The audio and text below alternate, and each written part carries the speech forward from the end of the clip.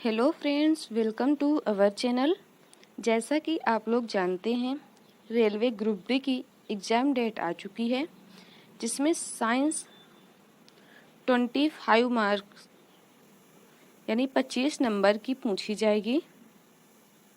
ठीक है, तो इसलिए मैं रेलवे में आए हुए क्वेश्चंस का वन लाइनर फॉर्म में सॉल्यूशन कराने जा रही हूँ। ये क्लास आपके पॉइंट ऑफ व्यू से, एग्ज़ाम के पॉइंट ऑफ व्यू से काफ़ी इम्पोर्टेंट रहेगी। यह हमारी पहली क्लास है और डेली बेसिस पर क्लासेस अपलोड होंगी, इसलिए प्लीज़ जो भी फ्रेंड्स चैनल को सब्सक्राइब नहीं किए हैं, प्लीज़ सब्सक्राइब कर लें और बेल आइकन को प्रेस कर दें ताकि हमारी वीडियो की नोटिफिकेशन आप लोगों तक पहुंच सके। ओके, शुरू करते हैं आज की क्लास। पहला टॉपिक हम देखेंगे मात्रक और विमा के बारे में। ठीक है,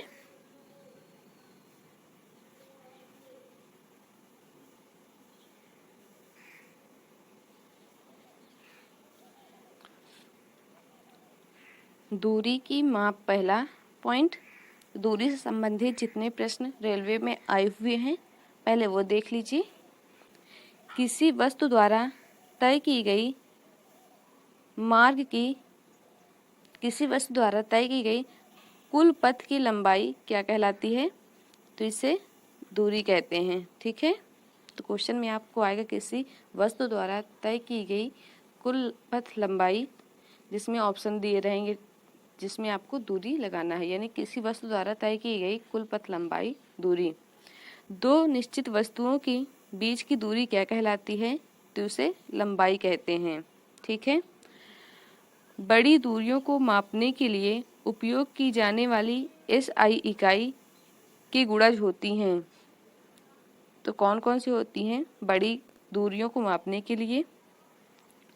ये होती हैं डेका, हेक्टो और किलो। ठीक है,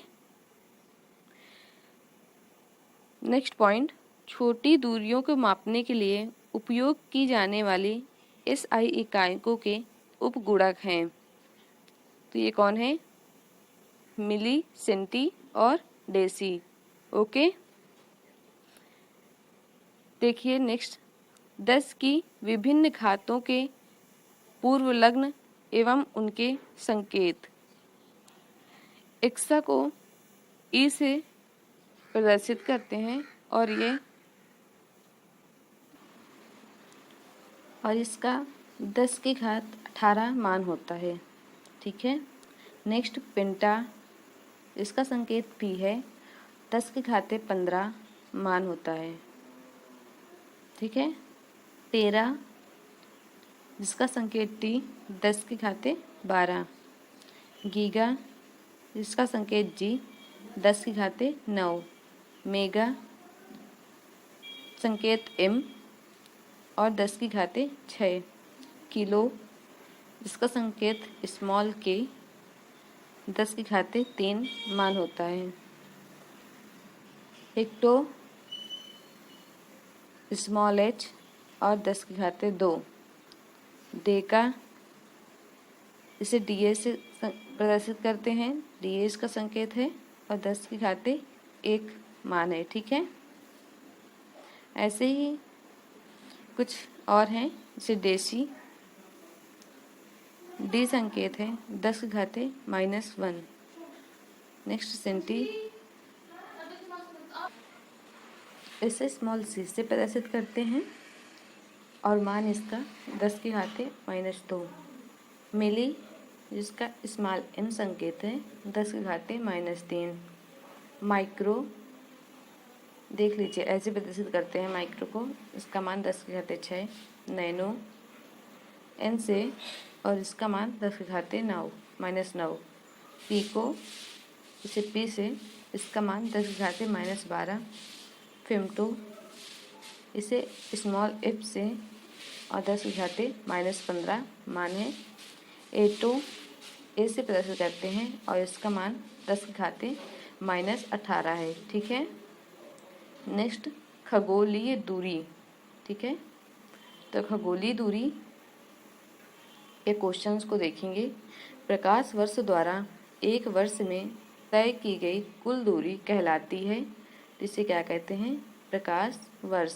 ठीक है, एक प्रकाश वर्ष बराबर 9.467 गुणे 10⁻⁻15 मीटर होता है। ठीक है, सूर्य और पृथ्वी के बीच बहुत लंबी दूरी मापी जाती है, तो उस दूरी को क्या कहा जाता है? तो इसका सही जवाब होगा खगोलीय इकाई।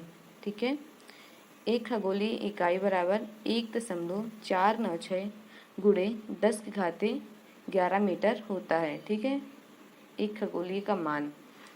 दूरी मापने की सबसे बड़ी इकाई, इसका राइट आंसर होगा पारसेक।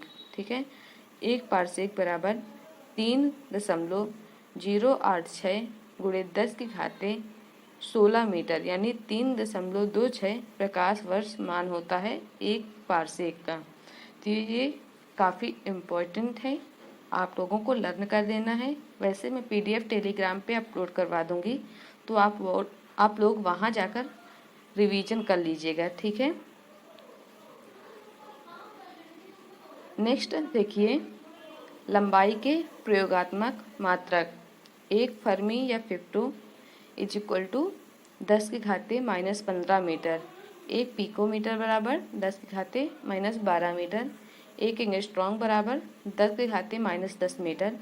एक नैनोमीटर बराबर 10⁻⁻9 मीटर। एक माइक्रोमीटर बराबर 10⁻⁻6 मीटर या 0.001 मिलीमीटर। ओके, भौतिक राशि और मात्रक से जुड़े जो भी वाक्य रेलवे में पूछे गए हैं देख लीजिए। किसी आवश्यक मात्रा को मापने की क्रिया को क्या कहते हैं? तो इसे मापन कहते हैं। ठीक है, भौतिक विज्ञान में मापी गई जाने वाली कोई भी मात्रा भौतिक मात्रा कहलाती है। उदाहरण के लिए लंबाई, द्रव्यमान और समय। ठीक है, लंबाई, द्रव्यमान और समय को मापने के लिए 3 इकाइयों का प्रणाली है, जिसे क्या कहा जाता है? तो उसे MKS, CGS और FPS। ठीक है, तीनों इकाई प्रणाली होती हैं। CGS और MKS सिस्टम को किस नाम से जाना जाता है? इसका राइट आंसर होगा मैट्रिक सिस्टम।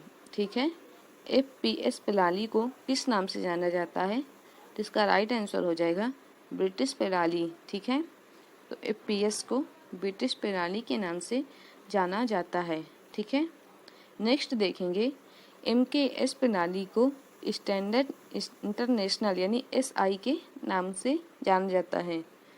तो एग्जाम में आप लोगों से पूछेगा MKS प्रणाली को अन्य किस नाम से जानते हैं? तो इसको स्टैंडर्ड इंटरनेशनल यानी SI नाम से, और FPS प्रणाली को ब्रिटिश प्रणाली, और CGS और MKS सिस्टम को मैट्रिक सिस्टम। ठीक है,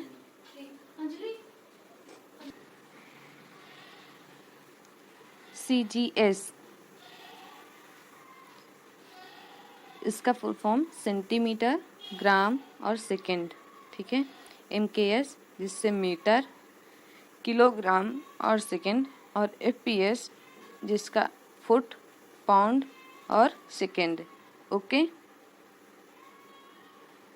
लंबाई, द्रव्यमान और समय को मापने के लिए उपयोग किए जाने वाले माप को कहा जाता है, तो इसको कहा जाता है मौलिक माप या आधारी माप। ठीक है, मौलिक इकाइयाँ या मूल इकाइयाँ कितनी हैं?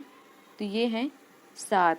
ठीक है, देखा जाए मूल इकाइयों के बारे में तो कौन कौन से हैं? लंबाई, द्रव्यमान, समय, तापमान, धारा, ज्योति तीव्रता, पदार्थ की मात्रा। तो इन 7 को याद कर लेना है। ठीक है, क्योंकि एग्जाम में पूछा जा सकता है, यानी ऑप्शन में 3 मूल मात्रक दिया जाता है और एक व्युत्पन्न मात्रक। तो आप लोगों से पूछ लिया जाएगा निम्न में से कौन मूल मात्रक नहीं है, तो इसलिए आपको पता होनी चाहिए कौन मूल मात्रक है। ठीक है, इनके मात्रक के बारे में देख लीजिए। मीटर लंबाई का, द्रव्यमान का किलोग्राम, समय का सेकंड, तापमान का केल्विन, धारा का एम्पियर, ज्योति तीव्रता का कैंडला और पदार्थ की मात्रा के लिए मोल का प्रयोग किया जाता है। ठीक है, संकेत भी आप लोग देख लीजिए। ठीक है, लर्न आप लोग, मैंने बताया ना टेलीग्राम में मैं इसको सेंड करवा दूंगी, तो आप लोग वहीं से दोबारा लर्न कर लीजिएगा। नेक्स्ट देखते हैं, माप की दो पूरक इकाइयाँ भी हैं। पूरक मात्रक कौन कौन से हैं? समतल कोण, ठोस कोण। ठीक है, समतल कोण का मात्रक रेडियन, जिसका संकेत RAD, और ठोस कोण का स्टेरेडियन, जिसका संकेत SR है। मानक इकाई यानी SI यूनिट से संबंधित कुछ सवाल। वह मापा मान जो किसी भी स्थान पर किसी के भी द्वारा मापने पर समान होता है, उसे क्या कहते हैं? तो उसे SI यूनिट या मानक इकाई कहते हैं। ठीक है, नेक्स्ट मात्रक तथा विमाएं हैं। ये लोग आप लोग खुद ही लर्न कर लीजिएगा। ठीक है, कुछ मात्रक और इकाई विमाएं हैं। नेक्स्ट देख लीजिए, समान मात्रक तथा समान विमीय सूत्र वाले भौतिक राशियां तो कौन कौन से हैं? चाल, वेग का विमा समान होती है LT-1। ठीक है, भार और बल की विमा भी समान होती है। ठीक है, MLT-2। प्लांक नियतांक और कोणीय संवेग की विमा भी समान होती है। ठीक है, कोणीय वेग और वेग प्रवणता की विमा समान होती है T-1। संवेग और आवेग की विमा भी समान होती है MLT-1।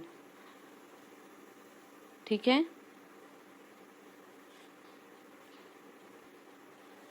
कार्य ऊर्जा बल आघूर्ण की विमा ML स्क्वायर T⁻²। ठीक है, नेक्स्ट दाब, प्रतिबल, प्रत्यास्थता गुणांक, यंग प्रत्यास्थता गुणांक, आयतन प्रत्यास्थता गुणांक की और दृढ़ता गुणांक की विमा चारों की सेम होती है ML⁻⁻1 T⁻²। आपेक्षिक घनत्व, आपेक्षिक आर्द्रता, घर्षण गुणांक, आवर्धन क्षमता, विकृति, ये मात्रकहीन और विमाहीन होते हैं। ठीक है, नेक्स्ट सदिश राशियां और अदिश राशियों को देख लेते हैं। सदिश राशियां ऐसी भौतिक राशि जिनमें दिशा और परिमाण दोनों हो सदिश कहलाती हैं। ये साधारण बीजगणित के नियमों का पालन करती हैं। सदिश में कौन कौन आते हैं? विस्थापन, वेग, त्वरण, विद्युत क्षेत्र, बल, संवेग, आवेग, चुंबकीय क्षेत्र। ठीक है, और अदिश किसे कहते हैं? ऐसी भौतिक राशियां जिनमें केवल परिमाण हो, दिशा नहीं हो, अदिश राशि कहलाता है। यह साधारण बीजगणित के नियमों का पालन करता है। ठीक है, तो अदिश कौन कौन से हैं? द्रव्यमान, कार्य, ऊर्जा, शक्ति, क्षेत्रफल, घनत्व, चाल, दाब, आयतन, दूरी, समय, विभव, ताप, धारा, ये अदिश राशियां हैं। ठीक है, नेक्स्ट देख लीजिए, सदिशों के परिमाण का निरूपण। सदिशों के जोड़ का त्रिभुज नियम R vector equal to A vector plus B vector. ठीक है, सदिशों के जोड़ का समांतर चतुर्भुज का नियम। यदि कोई दो सदिश A और B एक दूसरे को थीटा कोण पर हों तो उसके परिणामी का परिमाण होगा R = √A² + B² + 2AB cos theta, जहाँ cos थीटा का मान -1 से ज़्यादा और +1 से कम होगा। ठीक है, नेक्स्ट सरल रेखीय गति। सरल रेखीय गति के जितने सवाल हैं देख लीजिए, समय के साथ किसी वस्तु की स्थिति में परिवर्तन क्या कहलाती है? तो इसे कहते हैं गति। ठीक है, जब शरीर एक सीधी रेखा में चलती है तो उसे सरल रेखीय गति कहा जाता है। ओके, आवर्ती गति कितने प्रकार की होती है? तो आवर्ती गति, सरल लोलक गति, एक समान वृत्तीय गति, दो प्रकार की होती है। आवर्ती गति के उदाहरण झूले की गति, घड़ी की सुई की गति और पेंडुलम। ठीक है, नेक्स्ट, वस्तु किसी मध्य या स्थिर स्थिति से आगे पीछे चलती है या जब गति दोहराई जाती है तो उसे क्या कहते हैं? इसे दोलन गति कहते हैं। ठीक है, नेक्स्ट, किसी वस्तु द्वारा तय की गई कुल पथ की लंबाई क्या कहलाती है? दूरी कहलाती है। ठीक है, नेक्स्ट, किसी वस्तु द्वारा तय की गई सबसे छोटी पथ की लंबाई क्या कहलाती है? इसे विस्थापन कहते हैं। गति की दर यानी एक इकाई समय में किसी वस्तु द्वारा तय की गई कुल दूरी कहलाती है, तो गति की दर चाल कहलाती है। ठीक है, चाल का एसआई मात्रक क्या है? तो मीटर प्रति सेकंड है। यात्रा की कुल दूरी को कुल लिए गए समय से विभाजित करने पर क्या प्राप्त होता है? तो औसत चाल प्राप्त होती है। औसत चाल बराबर कुल दूरी बटे कुल समय। ठीक है, ये देखिए नेक्स्ट सवाल यही है, किसी निश्चित दिशा में गति करने वाली वस्तु की चाल कहलाती है? तो निश्चित दिशा में गति करने वाली वस्तु की चाल वेग कहलाती है। ठीक है, नेक्स्ट, औसत वेग बराबर क्या होता है? विस्थापन बटे समय। ठीक है, देखिए दूरी और विस्थापन में अंतर छोटा सा, मान लीजिए ये आपका घर है, ठीक है, और ये आपका स्कूल है। तो स्कूल जाने में आप यहाँ से जाते हैं, तो यानी यहाँ से यहाँ तक जाने में कुल जितनी लंबाई को तय करेंगे वो कहलाती है दूरी, और विस्थापन होता है स्कूल से घर तक और स्कूल की सबसे छोटी लंबाई, यानी ये सबसे छोटी लंबाई हुई जिसे विस्थापन कहते हैं। ठीक है, प्रति इकाई समय में वेग में परिवर्तन कहलाता है, तो इसे त्वरण कहा जाता है। ठीक है, वेग की दिशा में त्वरण सकारात्मक त्वरण कहलाता है, जबकि वेग के विपरीत त्वरण ऋणात्मक त्वरण कहलाता है।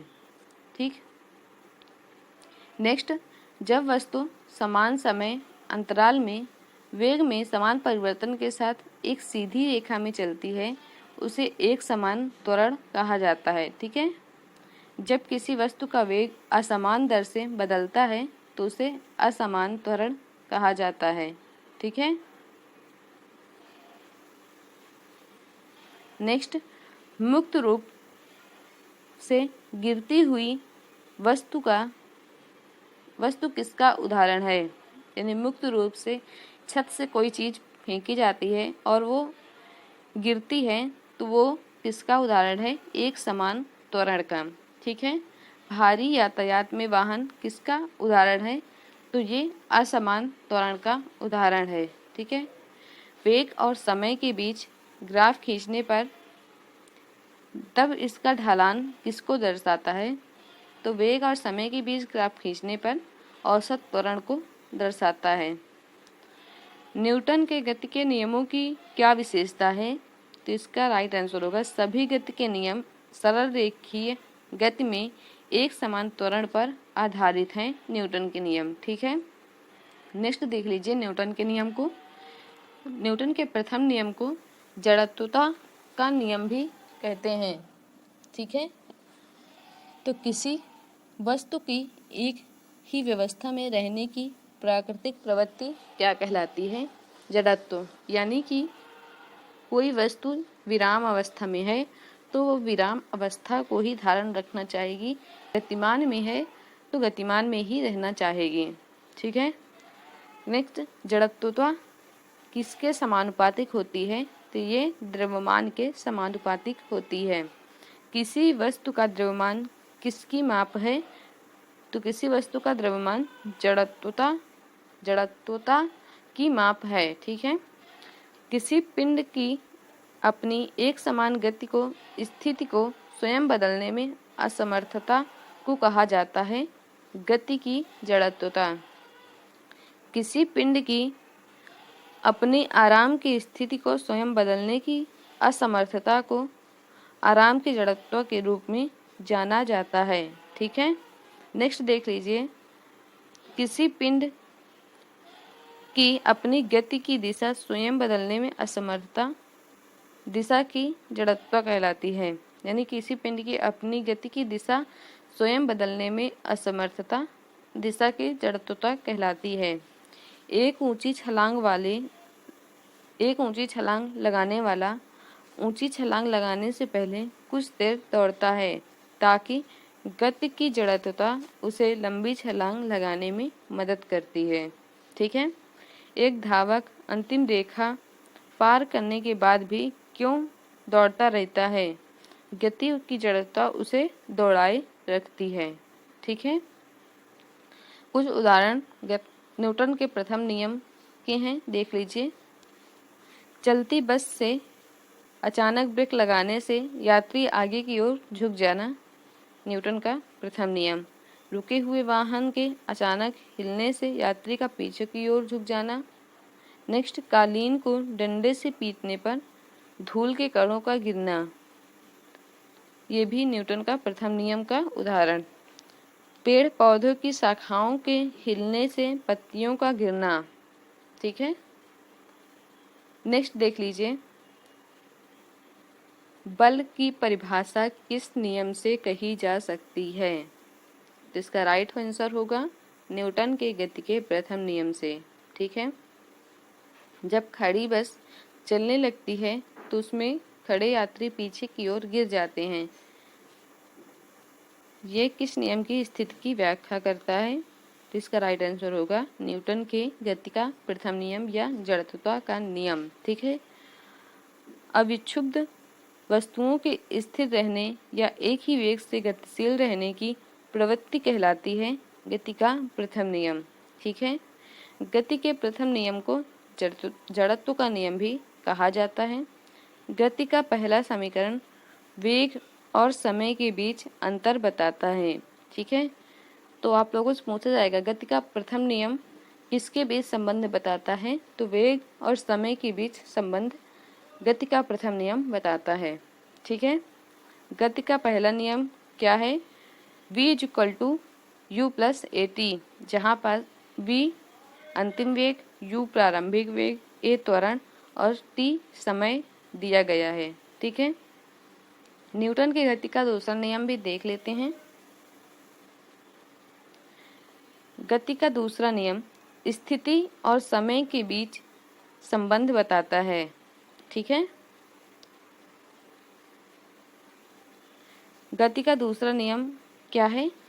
s = ut + ½ at², जहाँ s तय की गई कुल दूरी, u प्रारंभिक वेग, a त्वरण और t समय है।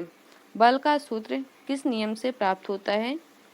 तो न्यूटन के गति के दूसरे नियम से बल का सूत्र प्राप्त होता है। ठीक है। किसी वस्तु के संवेग में परिवर्तन की दर वस्तु की दिशा में लगाए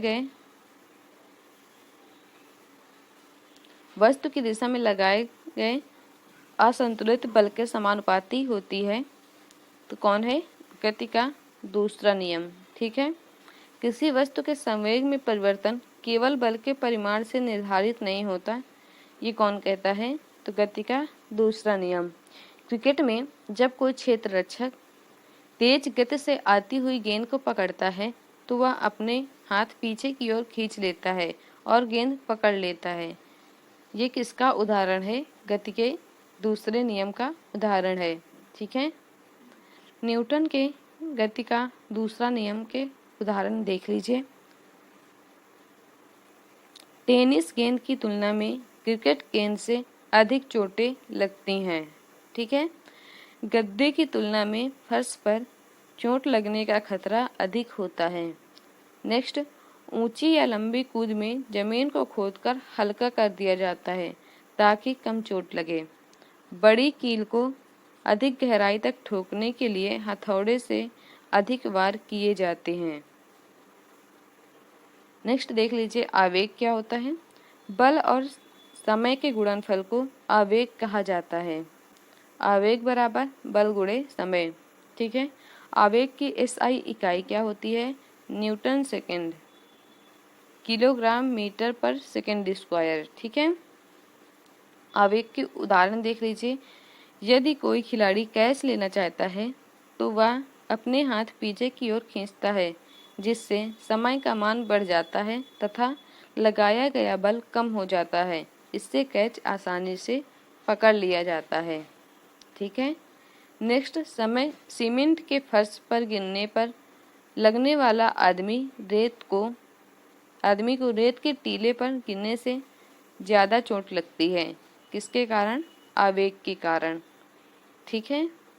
नेक्स्ट देख लीजिए गति का तीसरा नियम। न्यूटन की गति का तीसरा नियम देख लीजिए। जब बंदूक से गोली चलाई जाती है तो बंदूक विपरीत दिशा में एक बल आरोपित करता है। यह न्यूटन के किस नियम को दर्शाता है? जो तीसरे नियम को दर्शाता है। नेक्स्ट, प्रत्येक क्रिया बल के एक समान और विपरीत प्रतिक्रिया बल होता है जो एक साथ कार्य करता है गति के तीसरे नियम के द्वारा। ठीक है। जब एक वस्तु किसी अन्य वस्तु पर बल लगाती है तो दूसरी वस्तु भी पहली वस्तु पर समान और विपरीत बल लगाती है। स्थिति कहलाती है गति के तीसरे नियम की। न्यूटन का कौन सा नियम बल की प्रकृति को प्रकट करता है? तो गति का तीसरा नियम। ठीक है। उदाहरण कुछ इसके देख लेते हैं। एक महिला कुएं से पानी निकाल रही है। रस्सी टूटने पर वो पीछे की ओर गिर जाती है। ठीक है।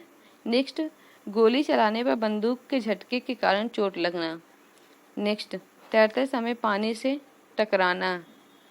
नाव से कूदने पर नाव की पीछे की ओर जाना।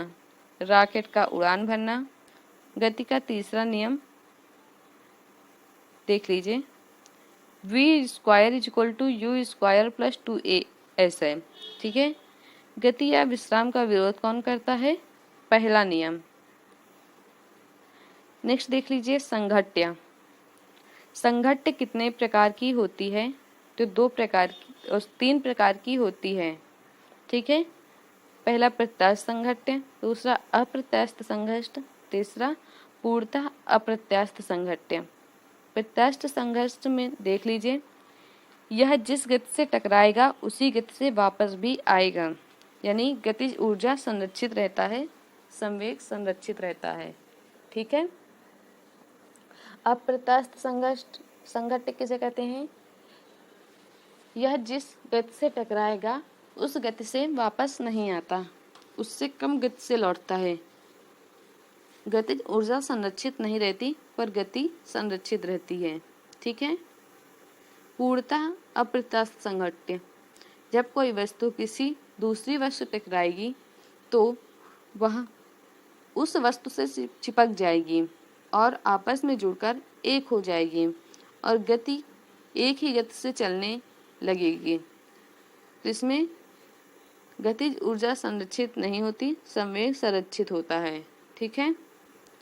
लेकिन यहाँ पास E इज इक्वल टू 0 होता है। नेक्स्ट देख लीजिए रेखीय संवेग संरक्षण का नियम। कौन सा सिद्धांत न्यूटन के गति के तीसरे नियम का दूसरा रूप है? तो इसका राइट आंसर होगा रेखीय संवेग के संरक्षण का नियम। ठीक है। नेक्स्ट, गति के तीसरे नियम के सभी उदाहरणों को निम्न द्वारा समझाया जा सकता है। किसके द्वारा तीसरे नियम को समझाया जा सकता है? रैखिक संरक्षण का नियम। ठीक है। नेक्स्ट, यदि किसी प्रणाली पर किसी बाहरी असंतुलित बल कार्य नहीं करता है तो इस प्रणाली का कुल रैखिक संवेग संरक्षित रहता है। ठीक है। संघट्य के दौरान इसका एक फॉर्मूला है, याद कर लीजिएगा। mu1 is plus m2u2 is equal to m1v1 plus m2v2। u1 और v1 संघट्ट के पहले वस्तुओं का वेग है, जबकि v2 और v1 संघट्ट के बाद वस्तुओं का वेग है। ओके, नेक्स्ट एक समान वृत्तीय गति। उसके पहले आप लोगों को बता दें, प्लीज़ फ्रेंड चैनल को सब्सक्राइब कर लीजिए ताकि हमारी वीडियो की नोटिफिकेशन आप लोगों तक पहुंच पाए। ये क्लास डेली बेसिस पे अपलोड होगी ग्रुप डी एग्ज़ाम तक, तो आपके एग्ज़ाम के पॉइंट ऑफ व्यू से काफ़ी इम्पोर्टेंट रहेगी ये क्लास। वीडियो पसंद आए तो प्लीज़ वीडियो को लाइक अवश्य कर दें और दोस्तों में भी शेयर करें, ठीक है। देखिए फिर से आ जाइए टॉपिक पे।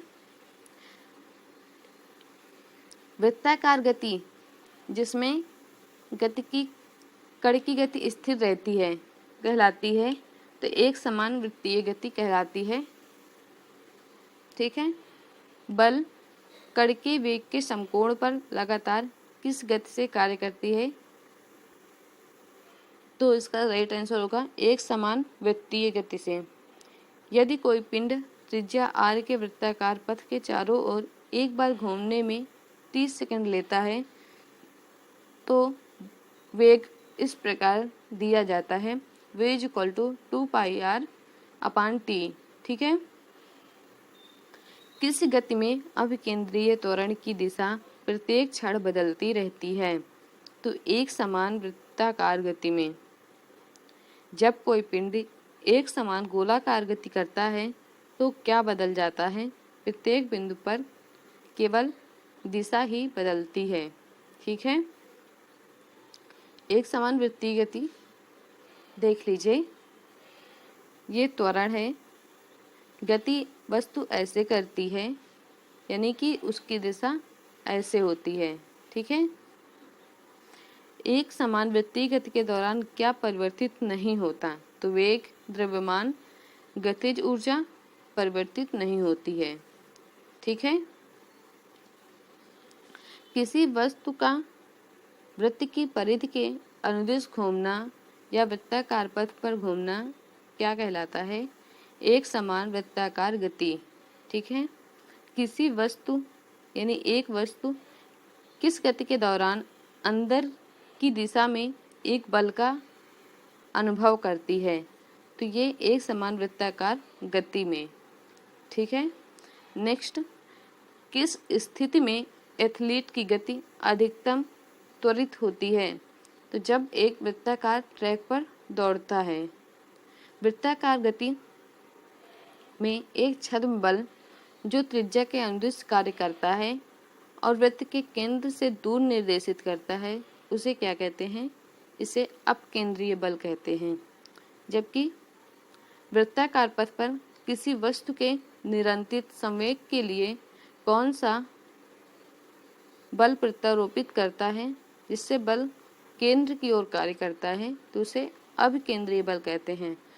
ये देख लीजिए, मान लीजिए कोई वृत्ताकार पथ है और इसमें वस्तु घूम रही है, तो जो बाहर की ओर जाने का प्रयास करेगी वो है अपकेंद्रीय बल, और अंदर की ओर जब मुड़ाव होगा तो अंदर की ओर जाने का प्रयास करेगी, ये होता है अपकेंद्रीय बल, ठीक है। अभिकेंद्रीय अंदर की ओर और अपकेंद्रीय बाहर की ओर, ठीक है। नेक्स्ट, सरल लोलक गति वह गति जो एक निश्चित समय अंतराल में बार बार दोहराई जाती है कहलाती है आवर्त गति, ठीक है। वह गति जहाँ त्वरण विस्थापन के समानुपाती होती है, लेकिन विस्थापन की दिशा त्वरण की दिशा के विपरीत होती है, कहलाती है सरल लोलक गति, ठीक है। एक दोलन को पूरा करने में लगा समय कहलाता है, इसे आवर्तकाल कहते हैं, ठीक है। आवर्तकाल समय की SI इकाई सेकेंड कहलाती है। प्रति इकाई समय में दोलनों की कुल संख्या आवृत्ति कहलाती है, ठीक है। नेक्स्ट, आवृत्ति इक्वल टू 1/आवर्तकाल। आवृत्ति का एसआई मात्रक सेकंड यूनिवर्स या हर्ट्ज होती है। तो ये आप लोग को ध्यान रखना है दोनों मात्रक, क्योंकि एग्जाम में दोनों ही पूछे जाते हैं। यदि m द्रव्यमान का कोई पिंड l लंबाई के धागे से लटकाया जाए तो आवर्तकाल = 2π√1/g होता है। ठीक है, फॉर्मूला जितने भी बताया जा रहे हैं सभी लर्न कर लीजिएगा, क्योंकि एग्जाम में पूछे जाते हैं। नेक्स्ट देख लीजिए, यदि एक या एक से अधिक व्यक्ति झूले पर झूल रहे हैं तो काल नहीं बदलता, क्योंकि आवर्तकाल लोलक के द्रव्यमान पर निर्भर नहीं करता है। नेक्स्ट देख लीजिए, यदि कोई लड़की झूले पर बैठकर झूला झूल रही है और वो खड़ी हो जाए तो समय अवधि कम हो जाती है। क्यों? प्रभावी लंबाई में कमी के कारण और झूला तेज हो जाता है। उल्टा होने पर विपरीत घटित होता है। पृथ्वी के केंद्र पर गुरुत्वाकर्षण त्वरण का मान 0 है, इसलिए आवर्तकाल अनंत होता है।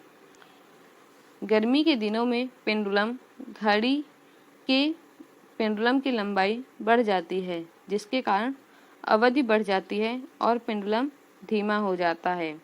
जैसे जैसे गुरुत्वीय त्वरण का मान बढ़ता है तब आवर्तकाल घटेगा। ठीक है, नेक्स्ट। तो फ्रेंड्स, मात्रक और विमा और गति के नियम से रेलवे में पूछे गए सभी सवाल करा दिए गए हैं। वीडियो के लास्ट तक बने रहने के लिए thank you so much. Video पसंद आए तो प्लीज़ वीडियो को लाइक करें, दोस्तों में ज़रूर से शेयर करें। मिलते हैं नेक्स्ट डे नेक्स्ट टॉपिक बल एवं बल के प्रकार में। PDF इसका मैं टेलीग्राम में अपलोड करा दूंगी, तो वहाँ से आप लोग डाउनलोड कर लीजिएगा और लर्न कर लीजिएगा, क्योंकि इम्पोर्टेंट फॉर्मूले दिए गए हैं जो एग्ज़ाम में पूछे जाते हैं, उनको लर्न कर लीजिएगा। ठीक है, ओके, टेक केयर।